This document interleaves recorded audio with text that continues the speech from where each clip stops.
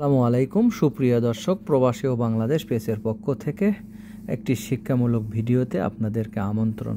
দর্শক, দেখতে পাচ্ছেন 4 ইঞ্চি যে 7 মিলি বা 7 যে পাইপটি আমরা স্যানিটারি কাজের জন্য ইউজ করেছি, এর আগে যে ভীমের ভেতরে যে পাইপগুলো দিয়েছিলেন আপনারা দেখেছেন, সেগুলোই কিন্তু এখন আমরা মেন লাইন উপর দিকে উঠাইতেছি কি সুন্দর গিরিজ দিয়ে। ঠিক আছে, এটা কিন্তু আমাদের মতামত না, এটা কিন্তু ইঞ্জিনিয়ার স্যারই বলছে যে এভাবে গিরিজ দিয়ে পাইপ উঠাতে হবে। এই যে দেখতে পাচ্ছেন, তখন তাকে আমি জিজ্ঞাসা করেছিলাম যে গিরিজ কেন, গাড়া দিলে সমস্যা কি?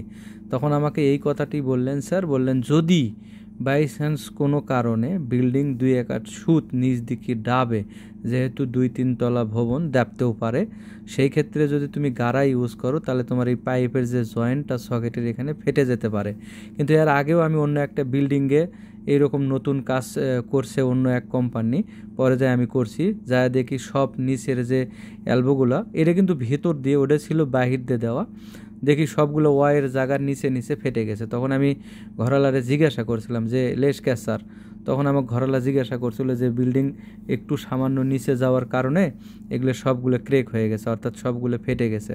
তো সেই জন্যেই মূলত মনে হয় এরকম কাজ করা। এরকম গিরিজ শুধু আমরা 1টি বা 2টি বিল্ডিংয়ে না, অনেক বিল্ডিংয়ে দিছি, আলহামদুলিল্লাহ কোনো সমস্যা হয় নাই আজ অবধি পর্যন্ত।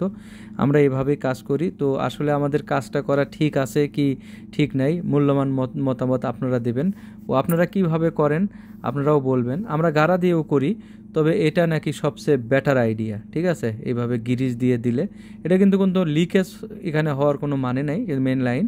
ঠিক আছে, কিন্তু রাউন্ডিং লাইন যেগুলো সেগুলো কিন্তু আমরা গাড়াই ইউজ করি। শুধু খাড়া লাইন যেটা উঠছে এটা কিন্তু আমরা এইভাবে গিরিজ দিয়ে আমরা কাজগুলো করার চেষ্টা করি সব সময়। দর্শক, আমরা যেগুলো কাজ করি আপনাদেরকে সবসময় দেখানোর জন্য চেষ্টা করি। হয়তোবা কেউ ভালো মন্তব্য করে, হয়তোবা কেউ উল্টো মন্তব্য করে। তো আমি সব সময় জন্যই সাজেস্ট করি যে মানুষ ভুলের ঊর্ধ্বে না, আমাদেরও ভুল হতে পারে। তো আমাদের যদি ভুল বা ত্রুটি হয়, আপনারা সুন্দর একটা কমেন্টসের মাধ্যমে আমাদের ভুল বা ত্রুটিগুলো ধরিয়ে দেবেন, আমরা নিজেকে শুধরে নেওয়ার জন্য চেষ্টা করব ইনশাআল্লাহ। ঠিক আছে, তো উল্টা সিধা কমেন্টস করে কোনো লাভ নেই, মানুষের মন খারাপ হয়ে যায়।